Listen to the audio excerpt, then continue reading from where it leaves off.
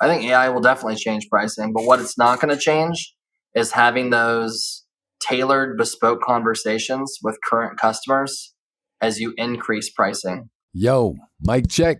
What's up, everybody? You're listening to the Street Pricing Podcast, the only show where proven SaaS leaders share their mindset and mistakes in pricing so we can all stop guessing and start growing. Enjoy, subscribe, and tell a friend. Now, let's break it down with your host and sought-after slayer of bad pricing, Marcos Rivera. What's up and welcome to the Street Pricing Podcast. I'm Marcos Rivera, founder, entrepreneur, and pricing coach. Now, today I am excited for this guest because he's one of the good guys. And when I say one of the good guys, I mean he shares what he's reading, he shares the best practices in sales, best tips and tricks. And I just think we need more guys like him out there. So joining us today is Jon Rydberg. He is the founder and principal of Aligned Advisory Group. Jon, welcome to the show. Marcos, thanks for having me, man. Pumped to be here. I'm pumped to have you here because the thing is, pricing and sales, there is no, I think, tighter relationship. When these two things are in sync, that's when the magic happens with a lot of companies, right? So just real quick, tell everybody a little bit more about you and what you do. Happy to. Yeah. So my background has been predominantly in B2B SaaS technology sales. So better part of, 16 years now.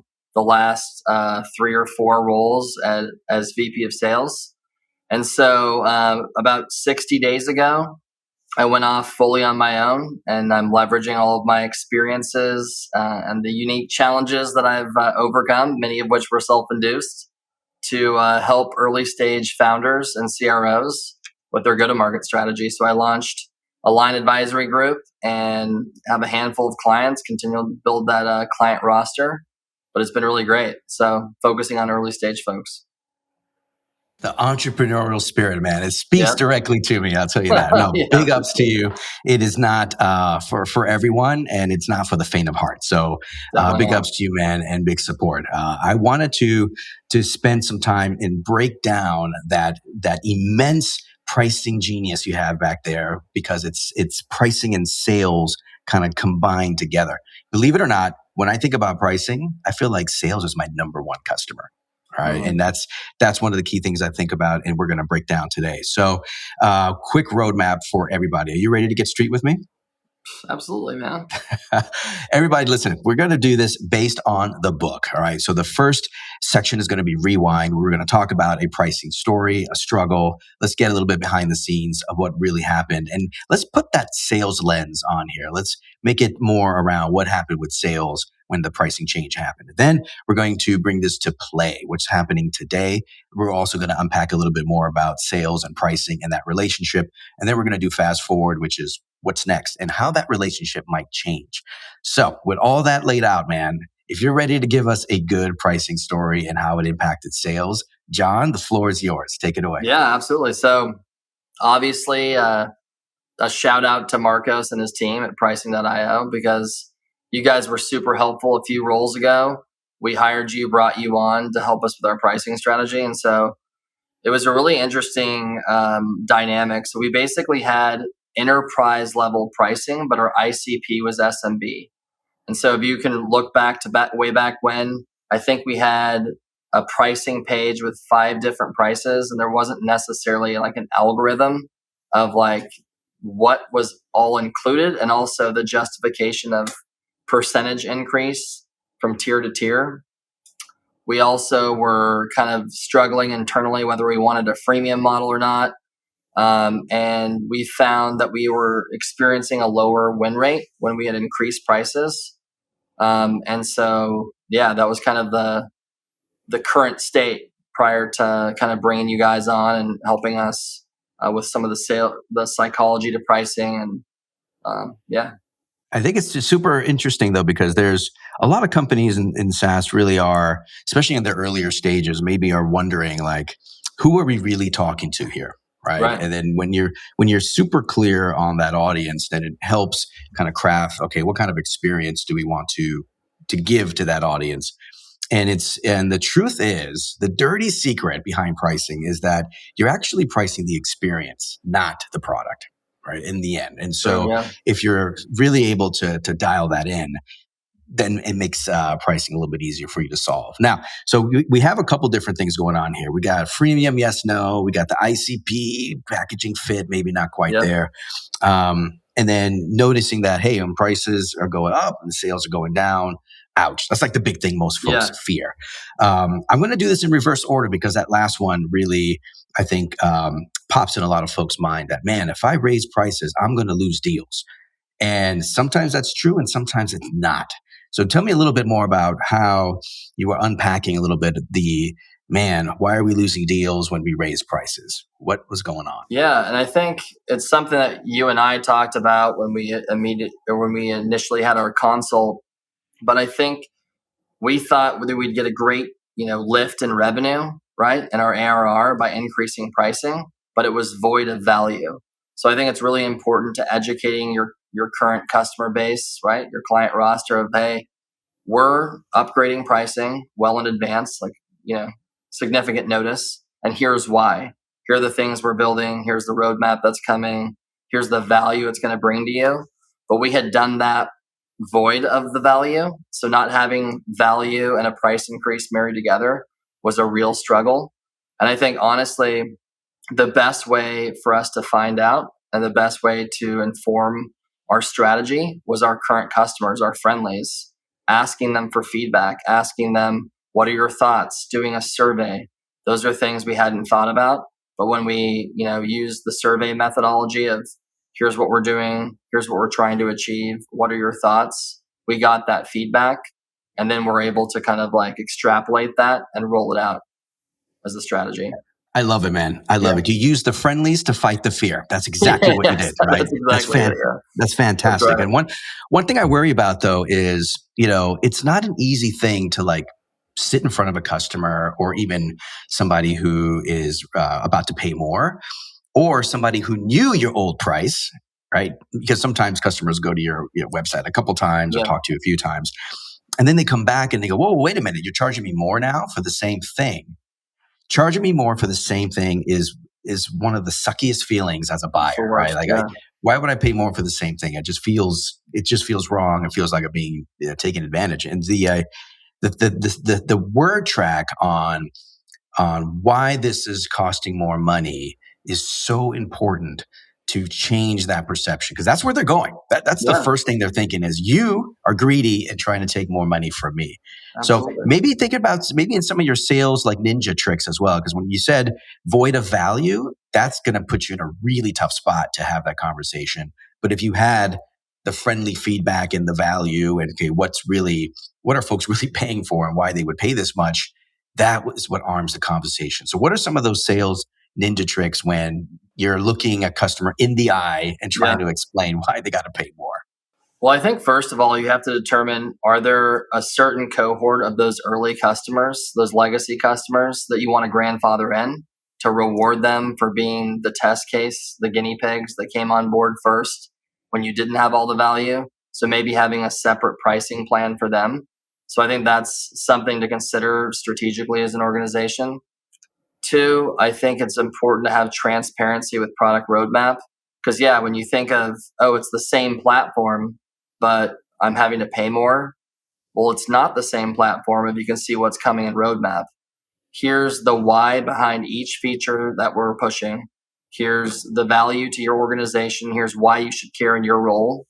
So it's not only at a corporate level, communicating through marketing, messaging to your existing customers, but also at a sales level. You obviously hopefully have robust notes about that client, what their drivers, goals, anchors are, what positive business outcomes they're looking to achieve. And then you're educating the reps to have those conversations on an individual basis on specifically why it matters to them and the value they're getting, not in a generic sense. Because even if a lot of companies are similar, no one wants to feel like this is just an on-block decision and, I got the generic email from marketing. You want to ensure that boots on the ground, the sales reps are having those conversations, customer success are well armed to have those conversations. So it's tailored to the individual and to the champion that you're having conversations with.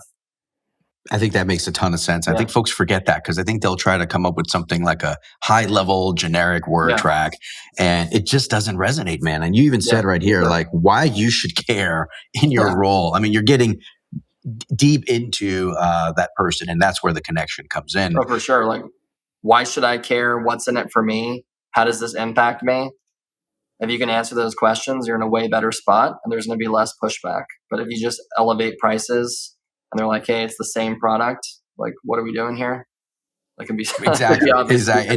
And here's true story. Here's a word track that they when they were raising prices, this is a while ago, their word track was, we looked at the market and we feel like this is a fair adjustment of our price, right? And how do you just put yourself in that customer's shoes for a second there, right? It's just like, what's this nebulous market and fair? And there's so much out there that is not directly tied to that human. I go back to the humans buying from other humans, right? To that human buying the software from you. It makes it really tough to see why. And that's what triggers usually, okay, let me maybe look at other options here, or let me pick up the phone the next time somebody calls me up and wants to do a demo. So I think that connection is key. So that raised prices piece was all really around filling the value void, making sure that you had that value story for reframing, and then aligning it super specifically to that buyer, to that audience. But I want to go back to the freemium thing you said a minute ago, because I think a lot of companies also struggle with what type of lead generation works for us, if it's a free trial or freemium or something else. And so I wanted to know, when you guys were thinking, hey, should we do freemium? What were some of the reasons that you and the management team were bringing that up? And then we'll break that down for a second. Yeah, so our initial thought was, obviously internally, we felt that there was a ton of value that we brought. And also, we didn't have a low touch, tech touch approach, because it was very hands-on initially, because it was an early stage company. So we really wanted to have a paid pilot versus freemium. We felt like they would have skin in the game. They're kicking the tires with purpose. We're going to prove outcomes. We're going to have success criteria throughout this engagement. But we didn't really have an option. It was a very heavy lift, a very time-intensive process, and we didn't have a way in which just to get folks in the door, kicking the tires in the platform. And I think part of that was technology, an absence of the infrastructure to support that. There wasn't a way in which they could just sign up on the website. It's not like you're spinning up a free Dropbox account, you log in and it provisions your storage. It's a lot more hand-holding. So we felt like the freemium option wouldn't be best for us relative to the hand-holding and initial setup implementation that would be needed. Got it. So you really had a hand-hold. Complex platform, if that makes sense. It makes total sense. And I think about it this way, if your team needs to touch the dials, you got to go with the free trials. You can't do configuration and have heavy implementation support and consulting with a freemium product, or if it takes a lot of work to get to the end. 100%. You can't. If there's usually, if you're trying to address a lot of different nuances and use cases, or just try to dial it in. When you have a bunch of dials, you go with trials. My point of that is, if you're not a quick snap of the finger, 2-click, get in and start getting value, freemium is really tough to pull off, right? And generally speaking, and that to me is not just a strategic decision. There's also product implications too. 100%. You physically can't do it, right? Oh, absolutely. And I felt like we had a very robust enterprise grade software, but we had an SMB that could be 5 people or less, many of which were sole proprietors. And it's just a lot to navigate. And without it being self-led, tutorials that pop up and kind of nurture them through the process, it was a very much a hands-on approach, manual approach, which was a challenge. So and that's, I would always say, if you're trying to go to freemium and you think that's the way to go to capture, maybe there's a long tail in the TAM and you're trying to go after it. And once they taste the product and it gets sticky and they like it, you got to put a lot of time, money, effort to really make it super, super lean and easy to get into the product. And that sometimes is not an overnight thing. Could take, 6 months, could take 12, who knows? So that was the big shift, was like, all right, look, now we're not going to do freemium. We're going to go the trial path because of the configuration and the touch. And that to me is a big strategic decision, because now you're able to allow folks to taste the value in a way that does not ruin your unit economics, which is the big key here. Yeah. Right. Excellent. So how did it work out with the trials? It went well. I mean, we got, again, it was more of an SMB cohort. We had some success there. We got a lot of good feedback in that process. We ended up converting quite a few of those trials, which was good for us. But ultimately, we felt like that guided kind of paid pilot was the path forward until we could support it from an infrastructure perspective, product-wise. Ooh, okay. Yeah. The guided paid pilot. Now you're getting into enterprise world a little bit more, right? Which they definitely are risk averse and want to kind of try before they buy. Typically speaking, they're putting some money behind this. They got career reputations behind this, right? All those big things. You brought this up, and because you did, I'm going to poke at it a little bit. All right. Guided trials and paid trials, right?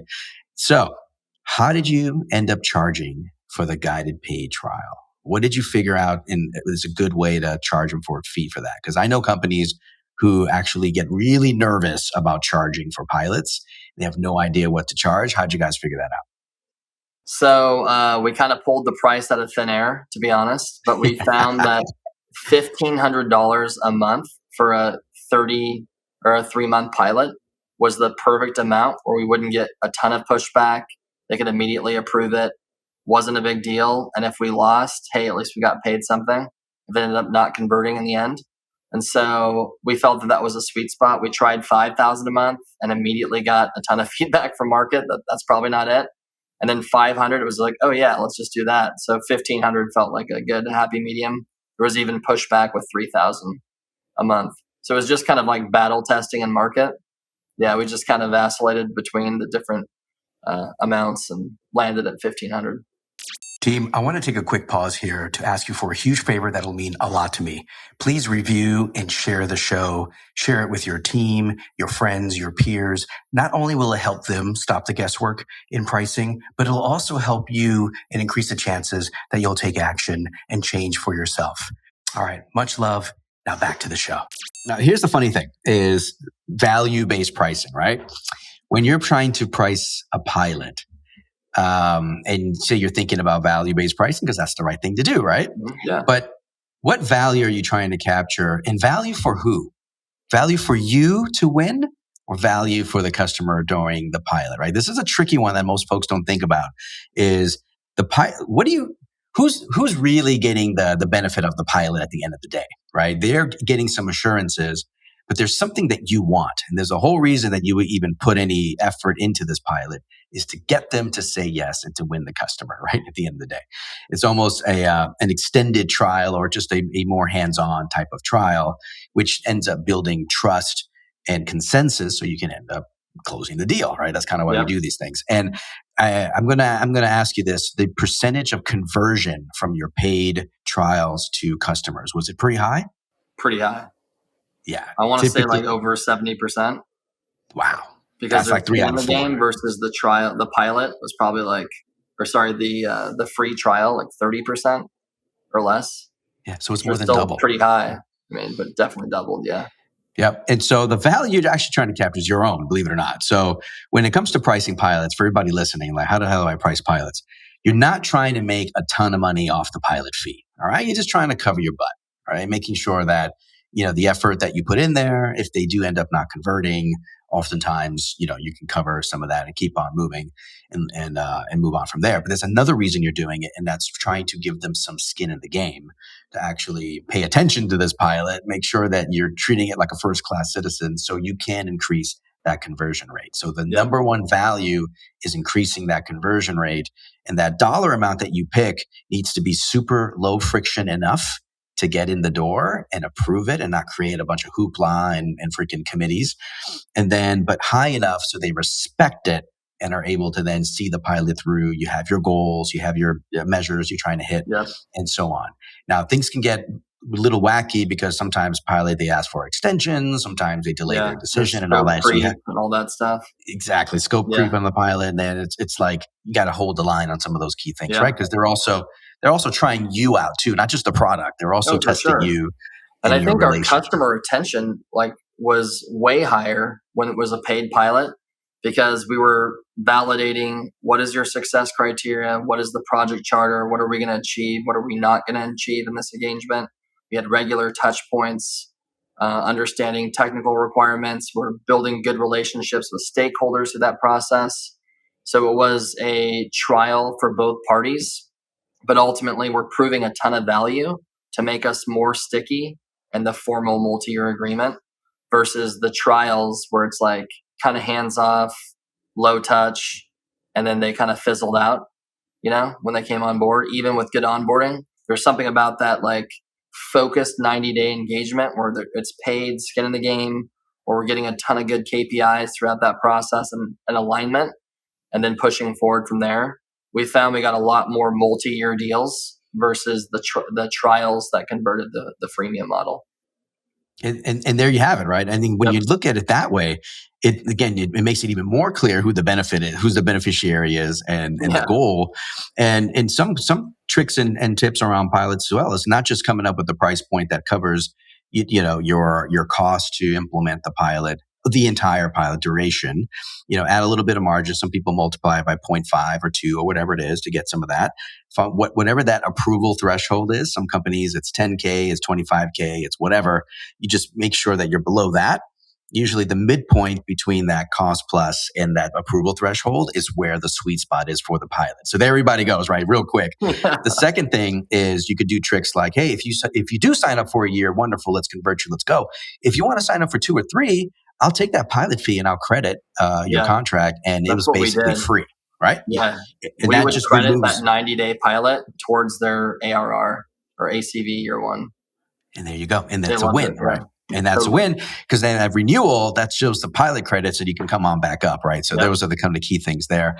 I love it, man. I think this I didn't expect it to go down this pilot section, but it's super valuable stuff, man. So and so with all those key pieces here, I wanted to take us out of the rewind and come back to play, because we are already touching on a couple of topics on sales and pricing and that blend of the two and where the magic happens, like I said in the beginning.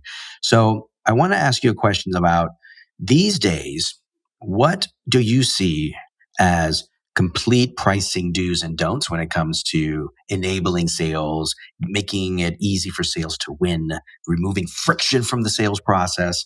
What are some things around pricing we can unpack?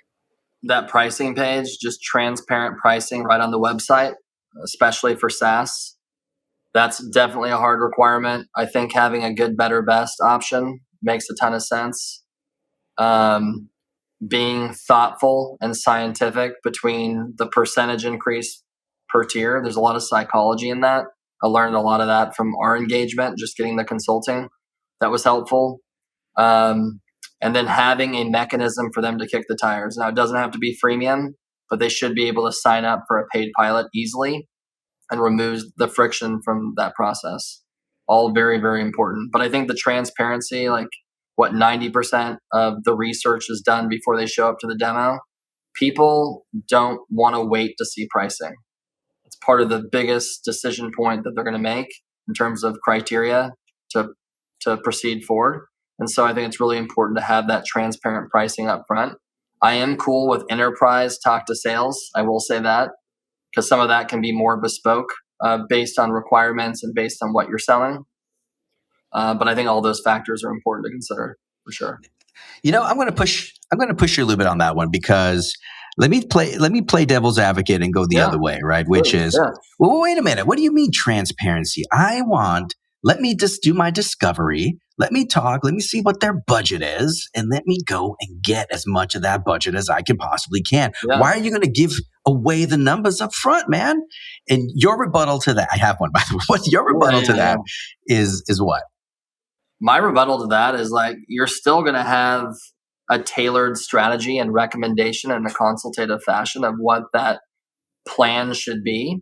but they should still have access to the plan to educate themselves. And they may not even take a call if they think, oh, they're going to drag this thing out. We're never going to get pricing. It's not even on their website.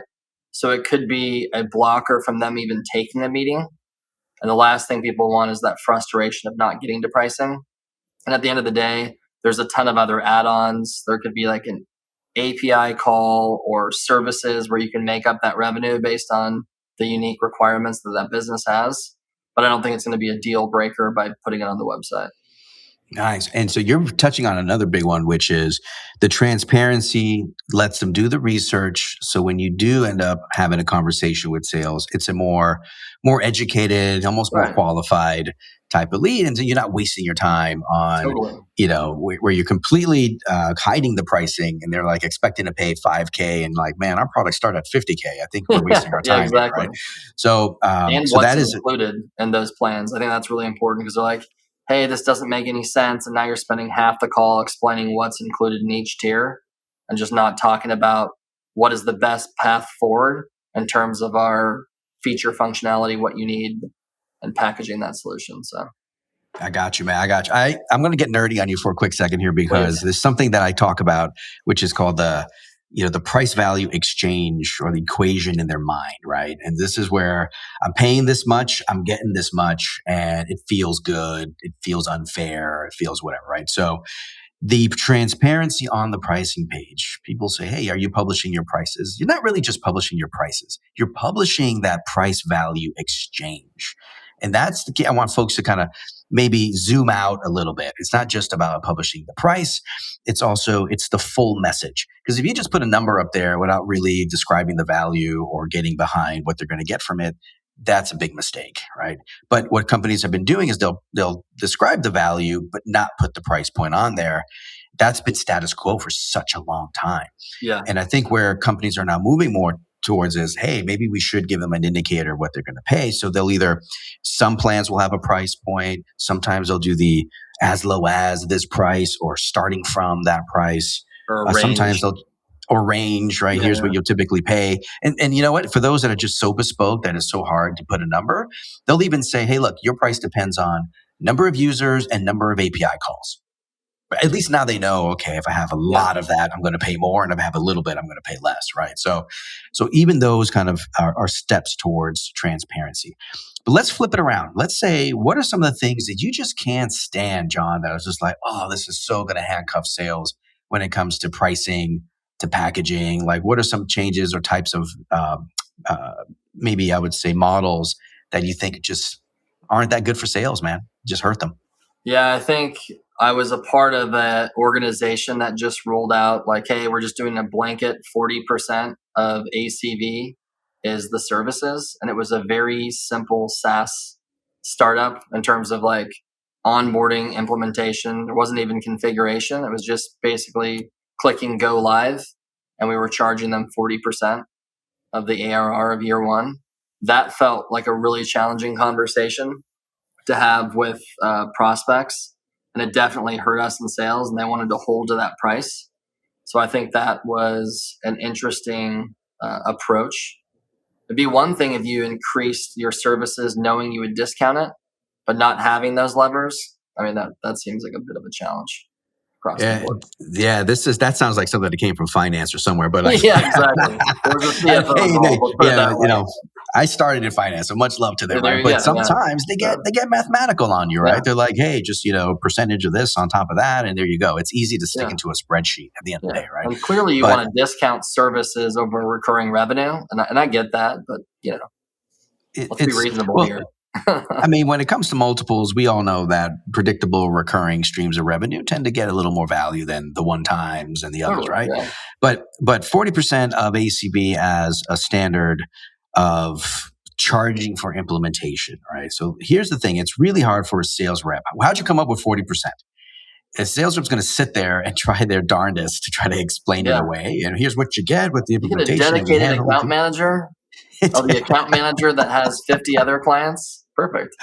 That's right. It's dedicated or assigned, whatever you want to call it, right? But it's really puts a lot of pressure on the sales rep to try to explain it away, and balance that price value equation in the mind. Remember, I talked about that a minute ago. So where I find, just so you know, right, professional services is a part of the package when it comes to the pricing model and how you monetize.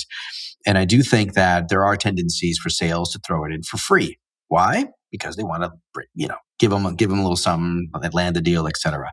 But if you charge for services, you get back to that thing I talked about with the paid pilots. You get a little skin in the game. You make sure that the services are not margin dilutive, that you can invest and have outstanding kick-ass services to really get them to value all those key things, right? But make no mistake, you're not in the SaaS business to make a ton of money off of services. So you want to make sure that it's priced appropriately.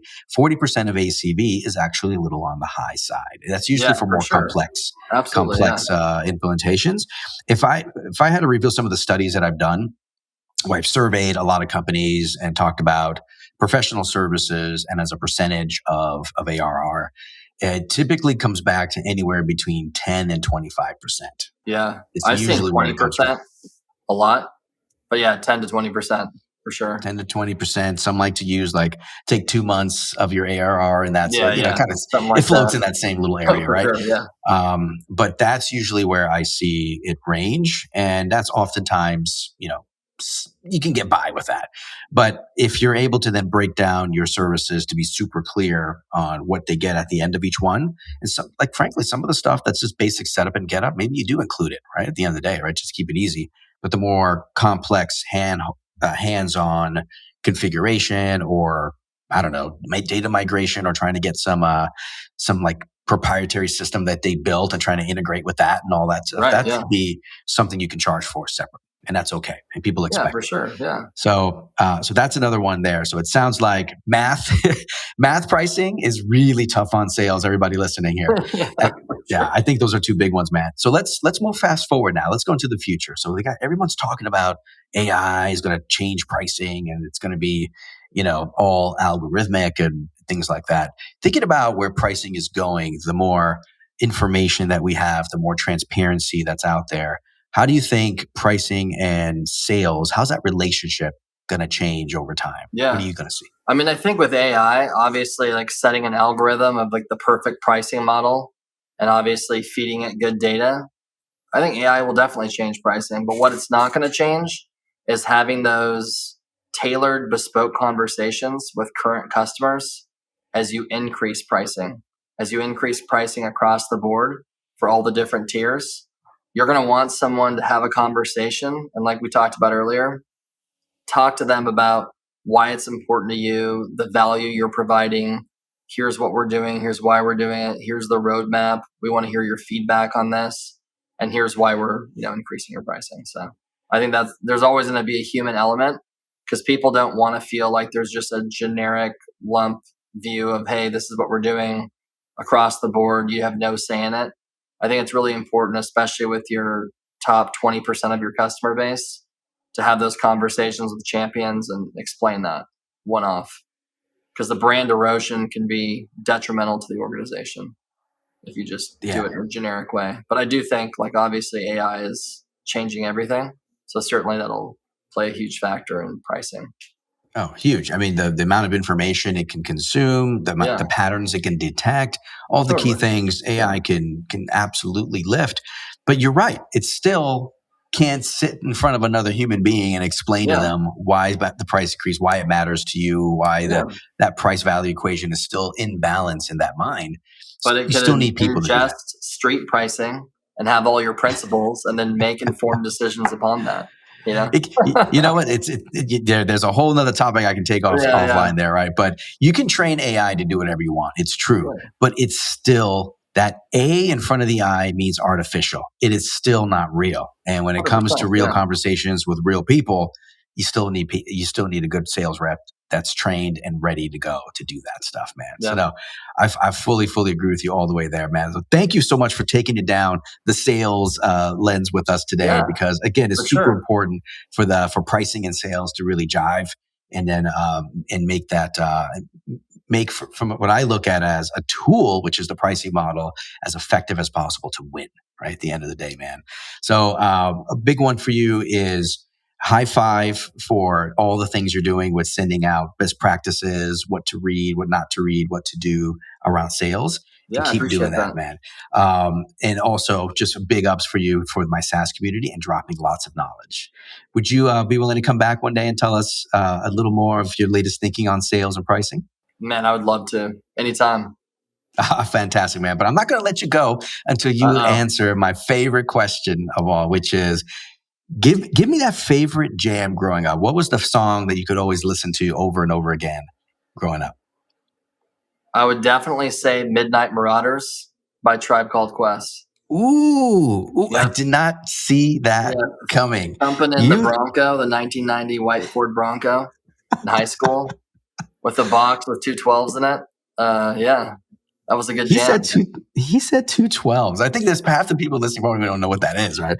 But that is the jam to put on 212s in a white. We're going to listen to that right after this call. You know it. It just rolls slow, right? Put it up. Yeah, exactly. I love it, man. I love it. Tribe Called Quest, Midnight Marauders. That was, I think you might be the first Tribe one so far, which I love. There we go. But listen, man, again, thank you and major high five. Love to see you again. This was super valuable for all of us. And team, that was Jon Rydberg. He is a sales guru, sales genius.